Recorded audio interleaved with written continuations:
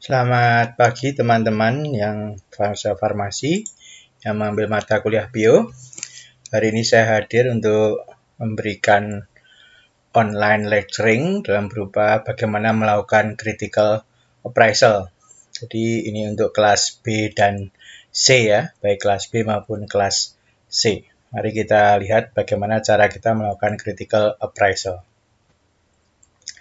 Jadi telah kritis atau critical appraisal adalah sebuah cara atau metode untuk mengkritisi secara ilmiah terhadap suatu artikel penulisan ilmiah.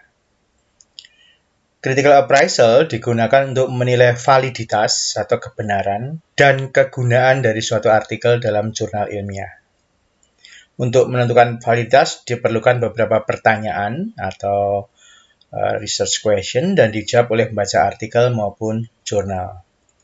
Pemecahan masalah klinik dan keputusan klinik tergantung pada penelitian klinik yang oleh seorang klinisi diperlukan telah kritis terhadap hasil-hasil penelitian klinik.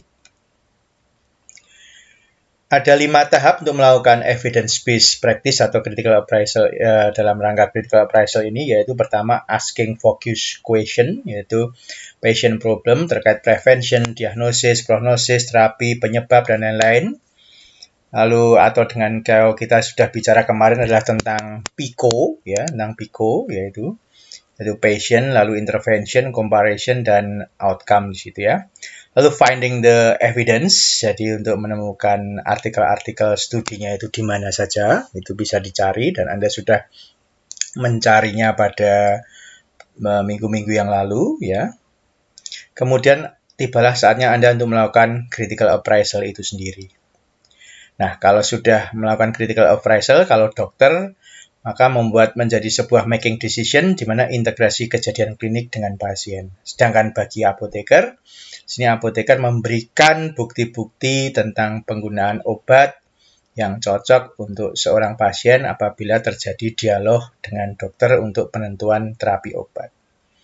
Setelah itu dilakukan evaluasi performance untuk mengetahui efektivitas dan efisiensi dari step 1 sampai step 4 untuk memperbaiki di waktu yang akan datang. Jadi yang namanya melakukan critical appraisal lalu memberikan informasi tentang tentang hasilnya kepada dokter itu tentunya tidak sekali jadi langsung bagus ya. Nanti Anda diperlukan kalau Anda menjadi seorang apoteker memberikan bukti tertentu terhadap penggunaan obat, misalnya Clofibrat misalnya, itu mungkin hari ini hasilnya seperti ini, efektif pada kondisi tertentu. Bisa jadi beberapa tahun kemudian untuk kasus penggunaan obat Clofibrat yang sama, bisa jadi kejadiannya sudah berbeda. Atau memang berbeda karena pasien mengalami kondisi tertentu. Nah, ini yang namanya efektivitas dan efisiensi dari step 1 sampai 4 diperlukan untuk melihat kembali, sehingga akhirnya Anda bisa melakukan perbaikan cara melakukan critical appraisal dari waktu ke waktu. Nah, ini kemarin sudah kita pelajari, Anda sudah belajar untuk PICO, lalu finding the evidence kemarin sudah kita berikan contoh dari teman-teman Anda untuk memberikan di mana saja mencari artikel publikasi, lalu saatnya untuk melakukan appraise atau critical appraisal ini ya. Anda secara praktikum sudah melakukan, tapi itu secara teknis, tapi diharapkan dengan penjelasan hari ini pada kuliah ini Anda akan menjadi lebih paham tentang critical appraisal itu seperti apa dan bagaimana cara untuk mengambil keputusannya. Ya, untuk topik critical appraisal ini ada terkait diagnosis dan jurnal terapi ya, karena kita tugasnya adalah memberikan masukan untuk dokter untuk keputusan terapi yang tepat, maka kita akan masuk ke telah kritis dari jurnal terapi. Slide ini saya ambil dari seorang dokter di UNS yang cukup ringkas untuk menyampaikan telah kritis untuk jurnal terapinya. Oke, kita masuk ya satu persatu ya tahapannya.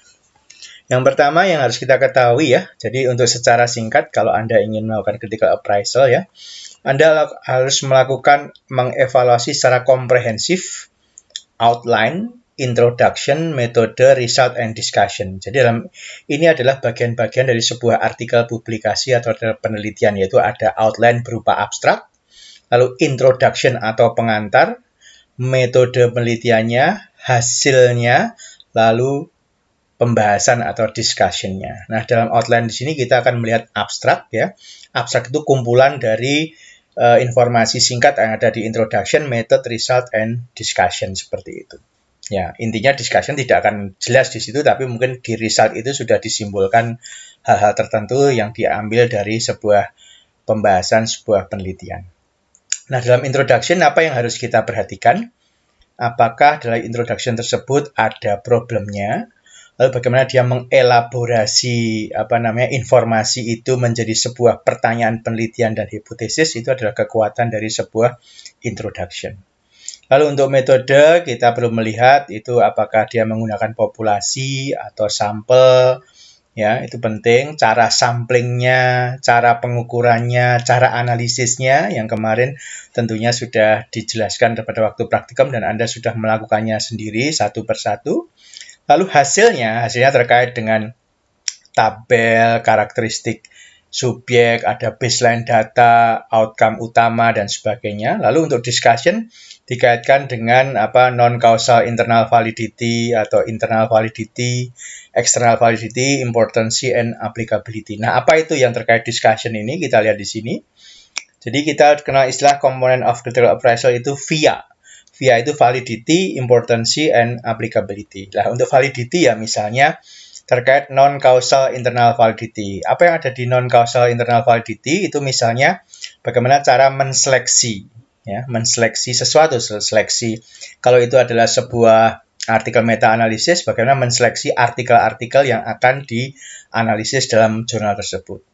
Kalau itu adalah sebuah jurnal RCT, Randomized Control Trial, bagaimana melakukan seleksi terhadap sampel yang atau populasi yang akan dipilih untuk penelitian tersebut. Validity of information, nah ini informasi yang valid itu seperti apa, bagaimana itu dikelola, bagaimana ditata, lalu bagaimana cara mengkontrol confounding. Confounding itu hal-hal yang menyebabkan bias, misalnya contoh di praktikum kemarin ada kriteria inklusi, kriteria eksklusi, ya. Kemudian kalau confounding itu misalnya kalau Anda di penelitian di laboratorium misalnya terkait dengan kondisi lab, kondisi hewan uji, galur, dan sebagainya, itu adalah validity of control for confounding. Lalu bagaimana validity of analysis? Jadi bagaimana analisis itu sesuatu yang valid? Kalau memakai kuesioner, apakah ada validitas judgment, kemudian uji reliabilitas, ya. Kalau di sebuah metode mungkin terkait recovery, terus kemudian standard error dan sebagainya itu masuk di situ. Lalu ada cause internal validity, misalnya terkait dengan dose respon, konsistensi, koherensi, jadi makin mengerucut menjadi suatu hal, specificity, kemudian biological plausibility itu adanya hubungan antara sebab dan akibat, misalnya gitu ya. Jadi ini adalah terkait dengan validity internal. Lalu kalau external validity, apakah terkait validitas eksternal, satu atau dua, artinya adakah hal-hal yang mengatur dari pihak luar untuk validitas ini, ya, validitas eksternal ini. Misalnya kalau di di penelitian sosial, contohnya misalnya uji pemahaman bahasa, itu adalah external validity. Kemudian kuesioner sebelum digunakan itu dilakukan uji reliabilitas, itu juga external validity, itu seperti itu, sehingga dapat diketahui apakah kuesioner ini reliable untuk digunakan pada sampel atau populasi yang diinginkan. Lalu importance itu artinya apa? Apakah studinya itu penting untuk menunjang sebuah keputusan klinik, ya, ini yang penting.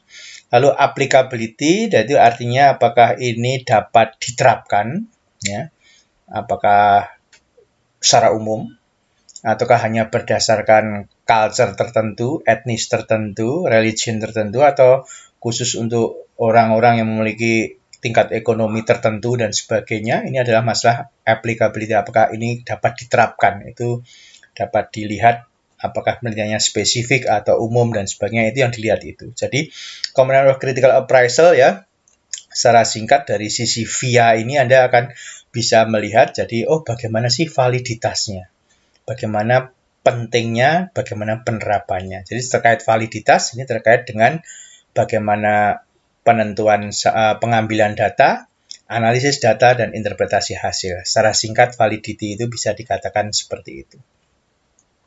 Nah, kemudian ada 3 hal pokok yang harus diketahui sebelum memilih terapi yang terbaik, yaitu menentukan tujuan terapi, memilih terapi yang spesifik, dan menentukan target terapi. Nah, ini kita berikan contoh ya.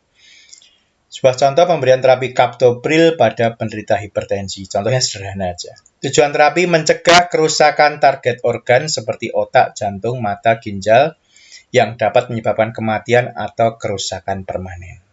Pilihan terapi spesifik berdasarkan uji klinik tersamar ganda atau double blind.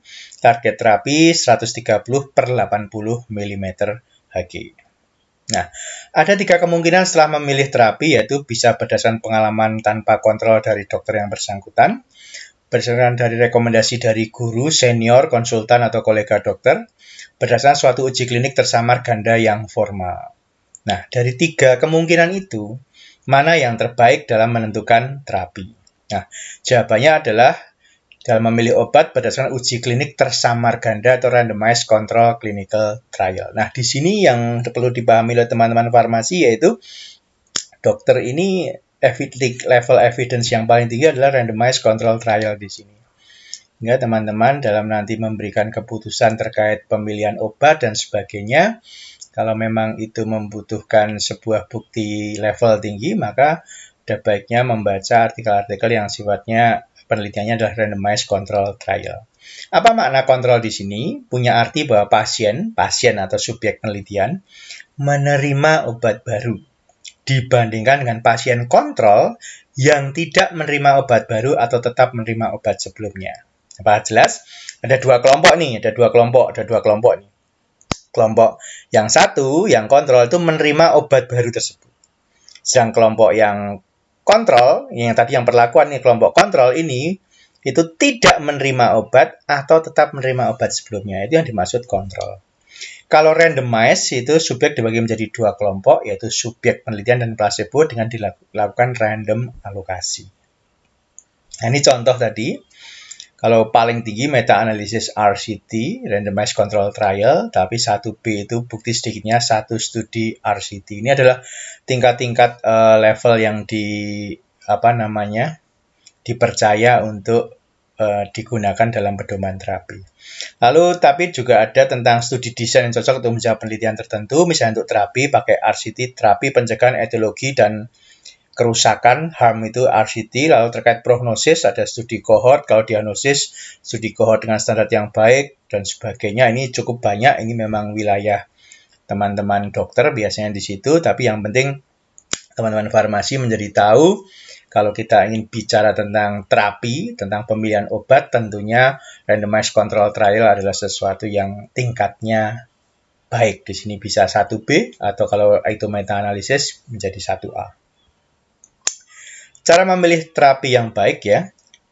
Klinisi dalam hal ini dokter harus membaca jurnal atau artikel kedokteran tentang terapi, memilih jurnal yang baik dan cepat, dan mengetahui pedoman telah kritis tentang terapi.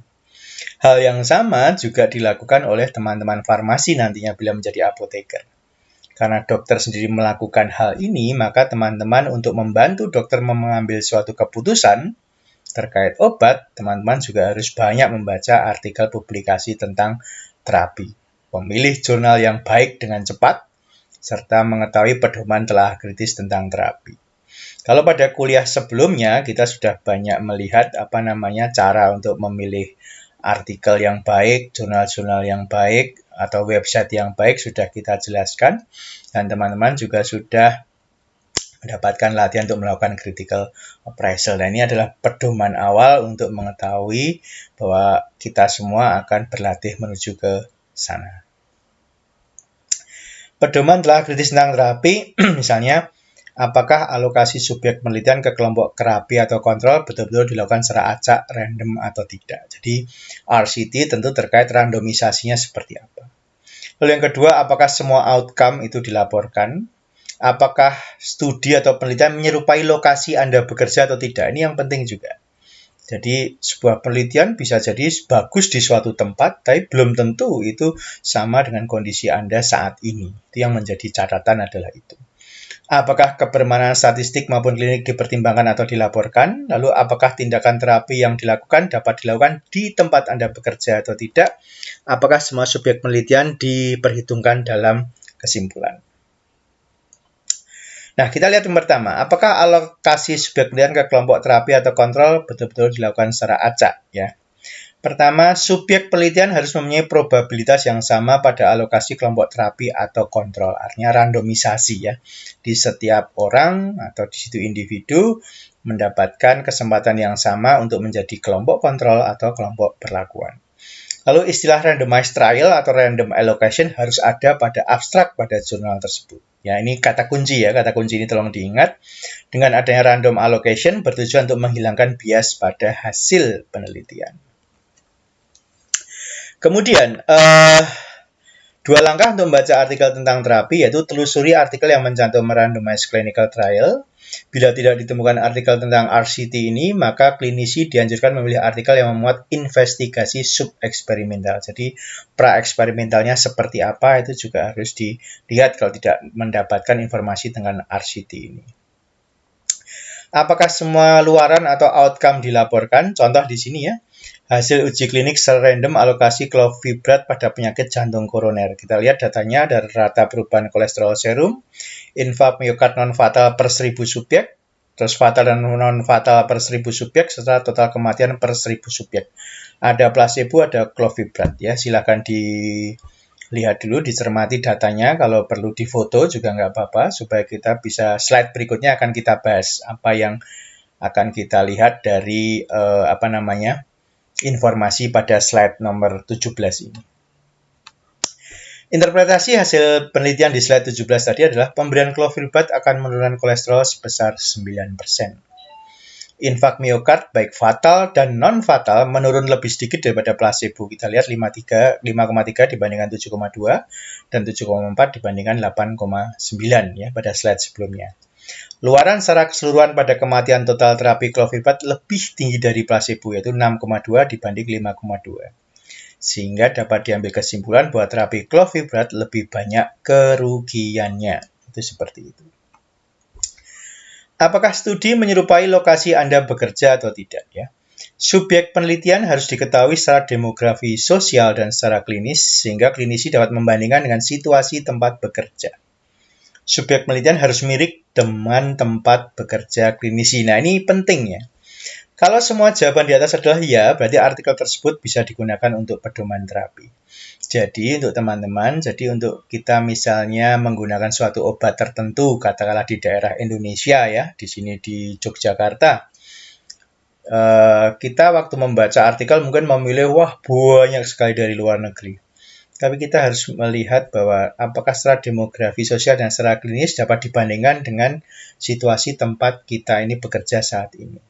Apakah subjek penelitiannya mirip dengan tempat kerja saat ini. Nah, sehingga memberikan sebuah bukti tentang obat yang lebih baik ya dengan berbasis evidence ini bukan hal yang mudah kalau kita membaca slide ini ya. Apakah artikel yang Anda pilih itu betul-betul sesuai apa tidak kondisinya dengan tempat Anda saat ini. Ini yang menjadi pertimbangan. Kadang sebagai misalnya mahasiswa kita ambil aja artikel ya dari mana yang artikel publikasinya keren dan sebagainya ya, dari website yang bagus, dari jurnal yang bagus juga itu bagus. Tapi kalau misalnya itu nanti apakah ini bisa menjadi menunjang keputusan kalau nanti Anda bekerja? Lah ini pertimbangan dua hal ini. Apakah subjek penelitiannya mirip dengan kondisi tempat kita? Apakah dapat secara demografi sosial dan secara klinis itu dapat dibandingkan dengan situasi tempat kita sekarang? Ya, tidak mungkin 100% mirip, tapi bagaimana perbandingannya bagaimana? Apakah kurang lebih sama atau tidak? Nah, kemudian apakah kebermanfaatan statistik maupun klinik dipertimbangkan atau dilaporkan? Nah, ini ada dua ya, kebermanfaatan klinik itu berhubungan dengan seberapa manfaat klinik terhadap terapi obat tertentu. Sedangkan kebermanfaatan statistik berhubungan dengan hasil kesimpulan penelitian benar-benar bermakna secara statistik tanpa mempertimbangkan kepentingan klinis. Nah, ternyata untuk kita membaca kebermaknaan ini ada dua hal yang perlu dipertimbangkan ya. Kebermaknaan klinis, jadi berhubungan dengan seberapa manfaat klinis terhadap terapi obat tertentu atau tadi istilahnya adalah biological plausibility ya. Ada hubungannya enggak? Itu secara dengan sistem biologik atau secara klinik itu seperti apa. Lalu secara statistik kalau diuji untuk pengambilan keputusan, apakah bermakna secara statistik tanpa mempertimbangkan kepentingan klinik? Nah, dua hal ini ternyata harus dibandingkan. Ya, harus ada secara bersama-sama. Secara statistik bagaimana dan apakah memiliki kebermaknaan klinis? Itu penting. Yang satu pengambilan keputusan secara rational thinking, yang satu apakah secara klinik itu juga sejalan atau tidak. Gampangannya berbicara seperti itu untuk slide ini. Jadi tolong untuk teman-teman mahasiswa farmasi yang berlatih critical appraisal, dua hal ini menjadi pertimbangannya. Jadi secara statistik bermakna itu jelas ada perhitungannya. Dari secara klinis bermakna atau tidak kita bisa melihat di hasil discussion-nya. Terkait apa tadi? Importancy sama applicability. Itu yang penting ya. Itu seperti itu. Lalu sebagai contoh hasil penelitian terapi captopril terhadap komplikasi kematian atau stroke di sini kita lihat di sini. Ya, misalnya jenis penelitiannya adalah hipertensi dengan kerusakan target organ dan hipertensi tanpa kerusakan target organ. Kita lihat adalah relative risk reduction-nya, kita hitung di situ. Ya, jadi placebo minus terapi yang jenis captopril kita lihat simpulkan, dilihat dulu secara detail tulisan di sini ya, supaya tidak bingung kalau nanti ada di slide berikutnya.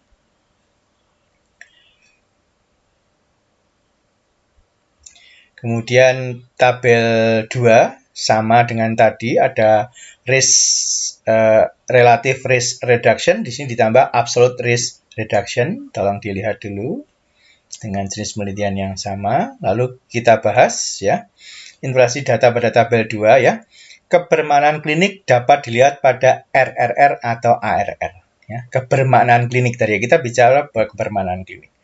Pada tabel 2 dapat dilihat bahwa terapi captopril dapat menurunkan komplikasi target organ sebesar 0,8 dibandingkan 2,2 dengan RRR sebesar 64. Sedangkan komplikasi yang hipertensi tanpa kerusakan target organ sebesar 0,4 dibanding 1 dengan RRR 60%. Bila RRR lebih dari 50% menunjukkan kebermaknaan secara klinis. Dalam tabel 2 juga dilihat bahwa captopril dapat menurunkan komplikasi sebesar 0,14 dan 0,6 atau dari absolute risk reduction-nya. Dan yang kelima, apakah tindakan terapi yang dilakukan dapat dilakukan di tempat Anda bekerja atau tidak? Ya. Terdapat 4 pokok. Perlakuan harus dijelaskan dengan terperinci agar dapat direplikasi. Perlakuan harus punya arti biologis dan klinis. Perlakuan harus tersedia dan dapat diterima penderita. Peneliti harus dapat menjelaskan bagaimana cara menghindari kontaminasi atau kointervensi. Ya. Di semua prosedur harus jelas, harus rinci, sehingga kalau ada yang ingin meneliti lagi, maka yang pokok pertama itu dapat ditiru. Perlakuan harus punya arti biologis dan klinis, ya. Bermakna perlakuannya itu biologis terkait sistem biologis, ada biological plausibility, dan secara klinis kebermaknaan terkait dengan kondisi klinik yang dialami, ya. Perlakuan tersebut harus tersedia dan dapat diterima pasien, artinya informed consent-nya juga nanti ada, dan bagaimana menghindari kointervensi atau variabel-variabel yang mungkin mengganggu itu harus disebutkan. Apakah semua subjek penelitian diperhitungkan dalam kesimpulan? Teman-teman membaca dulu. Teman-teman farmasi harus jeli mencatat beberapa subjek penelitian yang termasuk kelompok perlakuan terapi atau kelompok kontrol. Tabel 3 dari hasil penelitian uji klinik acak atau randomized clinical trial, sebuah kasus 151 penderita dengan rincian pembedahan versus medikamentosa. Setelah dihitung, terdapat penurunan reduction risk 27%. Setelah dilihat lebih jauh, ternyata jumlah kasus sebesar 167 dan 16 kasus meninggal karena stroke atau meninggal waktu masuk. Sehingga bila dihitung, penurunan reduction in risk hanya 16%. Dengan P 0,09 berarti tidak bermakna. Kita lihat hasilnya situ. Ini ada operasi jantung versus medikamentosa, ya. Tadi hasilnya 27% dan P statistiknya 0,02, bermakna bila P kurang dari 0,05. Lalu yang benar ternyata adalah P-nya 0,09 sehingga menjadi tidak bermakna. Karena apa? Kalau boleh saya balik sedikit. Karena apa? ternyata setelah diteliti lebih jauh, ada 16 kasus yang meninggal karena stroke. Jadi semua subjek penelitian itu diperhitungkan dalam kesimpulan. Kalau yang pertama kita hanya melihat 151, berarti ada 16 kasus yang dihilangkan. Nah, ini tidak sepenuhnya benar. Nah, jadi teman-teman harus teliti dalam membaca artikel publikasi ini, sehingga nantinya informasi yang diperoleh dapat benar. Seandainya kita tidak teliti, maka hasilnya nanti adalah ternyata bermakna. Padahal sebenarnya adalah tidak bermakna. Nah, ini yang penting yang harus kita ketahui. Ini contoh lembar kerja telah kritis terapi ya. Dari 1 sampai 6 ada ya, tidak diketahui dan sebagainya. Ini adalah sebuah jawaban dari kalau Anda melihat ini. Ini lebih umum ya. Saya rasa dengan yang di praktikum bio kemarin tidak bertentangan. Kalau kemarin kita memakai guideline yang khusus yang memakai penilaian untuk latihan Anda, dan latihan Anda itu memang lebih berat ya, karena rinci satu persatu. Nah, untuk yang ini lembah kerja telah kritis ini dibuat lebih sederhana, sehingga nanti kalau Anda membaca sebuah artikel publikasi itu tidak berpikir, critical operation-nya harus serinci yang ada di guideline itu tentunya akan memakan waktu yang sangat besar. Nah, ini akan disederhanakan. Nah, 6 poin ini sebetulnya sama, tapi cara berpikirnya tadi lebih dibuat lebih sederhana, sehingga dengan Anda melakukan ini, itu Anda tetap akan mendapatkan gambaran terhadap kualitas artikel publikasi yang ada ini. Nah, kita lihat di lembar kerja telah kritis ini ya, halaman 28, karena kita akan menggunakan ini untuk tugas-tugas Anda di kuliah berikutnya. Nah, tugasnya itu apa? Kita lihat di sini ada tugas 1. Tolong cari ini dampak konseling individu dan konseling berpasangan terhadap penggunaan kontrasepsi pasca salin randomized control trial juga ya. Jadi contohnya memang clofibrat, tapi karena kita ini di pelayanan informasi obat, kita coba melihat sesuatu yang lain lah. Ini penelitian sosial memang. Ini penelitian sosial dan kita bisa lihat, tolong dicari di internet ya. Ini full text-nya ada, saya sudah punya. Silahkan dilihat, dicari entah dengan cara Anda seperti apa untuk bisa mencari artikel sebelah kanan ini untuk bisa Anda dapat full text-nya. Jadi tugas 1 adalah lakukan critical appraisal sebuah penelitian RCT di samping ini. Full text silahkan dicari di internet supaya Anda bisa melakukan critical appraisal dengan lengkap. Gunakan lembar kerja critical appraisal terapi sebelum slide ini. Jadi slide ini tadi yang sudah suruh saya foto tadi, yang slide 28 tadi. Tambahkan tadi kan ada poinnya ada 6 ya, ada ya, tidak diketahui. Apapun jawaban Anda, di bagian sebelah kanannya ditulis komentarnya, penjelasan. Misalnya apakah semua data diikutkan dalam pengambilan keputusan. Jawabannya bisa ya, tidak, atau tidak diketahui. Apapun jawaban Anda diberikan penjelasan. Itu di mana itu Anda bisa mendapatkan kesimpulan di situ. Ya, ini tugas 1-nya. Lalu tugas 2. Tugas 2 ini silahkan juga lihat di jurnal Scientia, jurnal farmasi dan kedokteran ini terkait dengan pelayanan farmasi klinik. Ini bukan sebuah RCT, tapi ini sebuah semacam literatur review ya, lebih berat ya. Tapi saya tidak ingin Anda melakukannya dengan cara yang tadi lembar kerja critical appraisal yang tadi seperti randomized control trial tadi. Tapi saya ingin Anda melakukan seperti yang kotak yang di sini, yang ada di penjelasan awal tadi, di mana Anda secara komprehensif ya melihat abstrak, introduction, method, result, and discussion pada artikel ini ya. Carilah full text dari artikel jurnal di sebelah kanan ini, lakukan CA dengan tahapan yang ini. Bagaimana abstraknya, bagaimana introduction-nya, apakah sudah memuat degree of problem, elaboration, dan sebagainya. Metodenya sudah memuat populasi, subjek, sample size, dan sebagainya. Result dan discussion-nya. Tolong dibuat PowerPoint. Kalau abstrak harus memuat apa yang ada di introduction, method, result, dan discussion secara singkat sekali. Ini adalah sebuah cara lain untuk melakukan critical appraisal ya. Jadi seandainya Anda bisa mengikuti tadi tugas 1 Anda kerjakan, Anda sudah mendapatkan pengalaman di praktikum PIO pada minggu-minggu sebelumnya.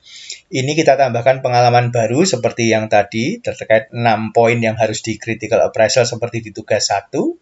Silahkan dilakukan. Lalu yang tugas 2 juga silahkan dilakukan, tapi dilihat dari sisi outline, introduction, method, result, and discussion.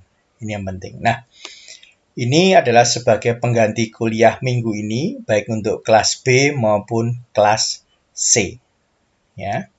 Terus kemudian kapan Anda mengumpulkan artikel hasil tugas 1 dan tugas 2, akan saya sediakan tempatnya, uploadnya itu nanti saya sediakan di Learning Management System kita. Anda saya harapkan melakukan upload maksimum tanggal 10 Oktober 2020 jam 12 siang. Saya ulangi, tugas 1 dan tugas 2 di-upload oleh mahasiswa maksimum tanggal 10 Oktober 2020 jam 12. Nah, apakah tugasnya adalah tugas mandiri? Saya rasa saya tidak akan berikan tugas secara mandiri satu persatu.